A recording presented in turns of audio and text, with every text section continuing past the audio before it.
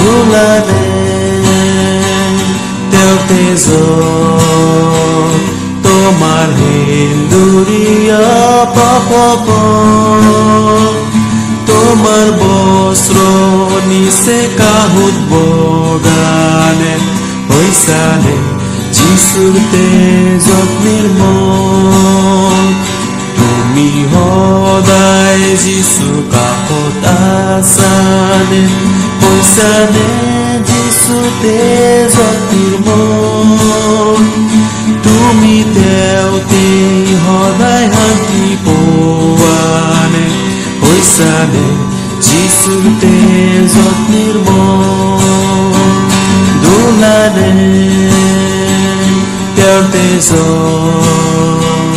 তোমাৰ হিন্দুৰীয়া পাপক তোমাৰ বস্ত্ৰ নিচে। মহান ত্ৰাণকৰ্তা প্ৰভু যীশুখ্ৰীষ্টৰ মধুৰ নামত আপোনাক অভিনন্দন।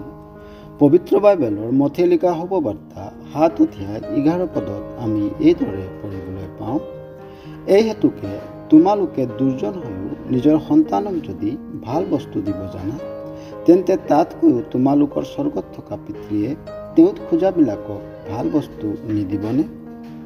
এই পৃথিৱীত আমি এনে বহু দুষ্ট মানুহক দেখা পাওঁ, যিবিলাকে অন্য মানুহক অত্যাচাৰ কৰে।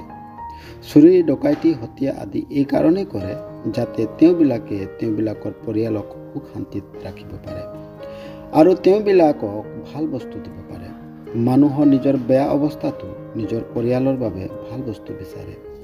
তেনেহ'লে সত্য, জীৱিত, প্ৰেমময়, কৰুণাময়, দয়ালু আৰু সৰ্বশক্তিমান ঈশ্বৰে আপোনাক খুজিলে কিয় নিদিব? মানুহৰ নিমিত্তে সবাতকৈ ভাল আৰু প্ৰয়োজনীয় বস্তু হৈছে তাৰ পাপৰ ক্ষমা। পাপৰ ক্ষমা ঈশ্বৰে সেই সকলো মানুহকে দিয়ে যিবিলাকে প্ৰভু যীশুক বিশ্বাস কৰে। প্ৰভু যীশু আপোনাৰ পাপৰ বোজাক নিজৰ ওপৰত লৈ ক্ৰুচত তেওঁ নিজকে বলিদান কৰিলে। এনেধৰণৰ ত্যাগে আপোনাক তেওঁৰ ওপৰত বিশ্বাস কৰিবলৈ প্ৰেৰণা নিদিয়েনে?